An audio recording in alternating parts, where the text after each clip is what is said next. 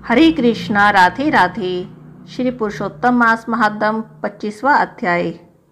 राजा धृतधनवा कहने लगे, हे मुनि, श्री पुरुषोत्तम मास में व्रत उपवास रखने वाले व्यक्तियों के व्रत की पूर्ति के निमित्त कृपया उद्यापन की विधि भी बताइए। इस पर वाल्मीकि जी बोले, हे राजन, पुरुषोत्तम मास के कृष्ण पक्ष की चतुर्दशी, नवमी अथवा अष्टमी को उद्यापन करना चाहिए। प्रातःकाल उठकर स्नान आदि से पूर्व की सभी क्रियाओं को करने के बाद यथासाध्य सामग्री से उद्यापन किया जाए।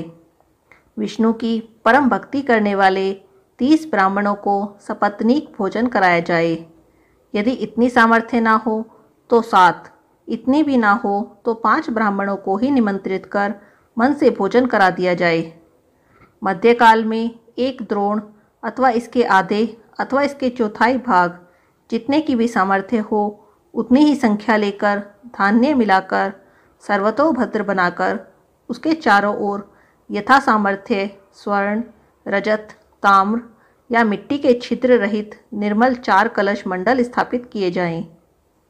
चारों दिशाओं में पुरुषोत्तम भगवान के चतुर्व्यूह की प्रीति निमित्त उन कलश पर श्रीफल रख दिए जाएं, जो सुंदर वस्त्रों में लिपटे हुए हों। उन पर पान रख दिए जाने चाहिए। वासुदेव, हलधर, प्रद्युम्न और अनिरुद्ध, इन चारों व्यूहों की 4 मूर्तियां उन कलश पर प्रतिष्ठित कर दी जाएं। पुरुषोत्तम के व्रत के आरंभ में स्थापित की हुई श्री राधे सहित पुरुषोत्तम देव की मूर्ति को कलश के साथ लाकर सबके मध्य में मंडप में प्रतिष्ठित कर दें। पूजन के निमित्त किसी वेद वेदांग में पारंगत वैष्णव आचार्य ब्राह्मण को लेना चाहिए। जप निमित्त 4 ब्राह्मणों को 2-2 वस्त्र और मुद्रिका दी जानी चाहिए।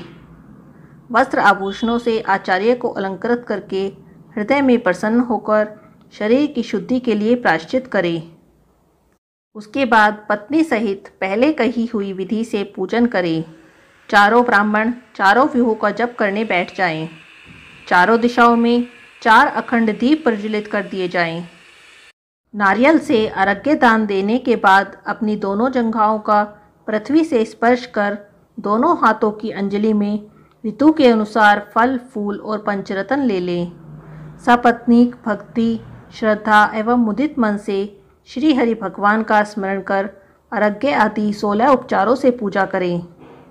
कौस्तुभ मणि से दीप्तमान वक्ष स्थल वाले श्री पुरुषोत्तम भगवान का ध्यान करके आरती करें, साष्टांग प्रणाम करें। श्री वत्स से चिन्हित श्री भगवान की वंदना दंडवत करके ब्रह्मरूप ब्राह्मणों को स्वर्ण के साथ पूर्ण पात्र देकर आचार्य को सानंद दक्षिणा दें। भक्तिपूर्वक स्त्री सहित आचार्य को वस्त्र आभूषण से प्रसन्न करके ऋत्विजों को भी दक्षिणा अर्पित करें।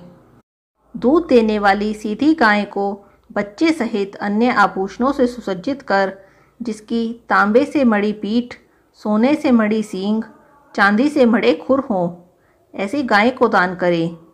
घी तथा तिल के पात्रों का दान करें। महेश गौरी की प्रसन्नता के निमित्त स्त्री पुरुषों के पहनने योग्य वस्त्रों का दान करें। जूते तथा 8 प्रकार के पद दान करें। यदि सामर्थ्य हो तो वैष्णव ब्राह्मण को श्रीमद् भागवत ग्रंथ की प्रति आयु तो चलायमान है ऐसा विचार कर दान करें। श्रीमद् भागवत साक्षात भगवान का अद्भुत रूप है। जो व्यक्ति इसे दान करता है वह अपने कोटि कुलों का उद्धार कर योगी जनों को दुर्लभ गोलोक में पुष्पक विमान पर चढ़कर वास करता है तथा अप्सराएं उसकी सेवा करती हैं। सहस्त्र कन्याओं के दान, 100 अश्वमेघ यज्ञ, कृषि योग्य भूमि, तुला दान करना भी श्रीमद् भागवत के ग्रंथ के दान की 16वीं कला की समानता भी नहीं करता। इसी से जहाँ तक संभव हो सके स्वर्ण सिंहासन पर वस्त्र आभूषणों से सुसज्जित करके हाथों में लड्डू देने चाहिए। उनकी पत्नी को विधान पूर्वक वस्त्र आभूषण से अलंकृत कर उन्हें बांस की टोकरी दें और द्वार तक ब्राह्मणों के साथ जाकर मंत्रहीनम क्रियाहीनम ऐसे मंत्र का उच्चारण करते हुए श्री पुरुषोत्तम से क्षमा मांगे। श्रद्धापूर्वक जनार्दन भगवान को नमस्कार कर विधि पूर्वक संपूर्ण कार्य समाप्त कर आनंदित होवें। सबको समान भाव से प्रसाद वितरित कर असत्य न बोलने की प्रतिज्ञा करते हुए सपरिवार भोजन करें।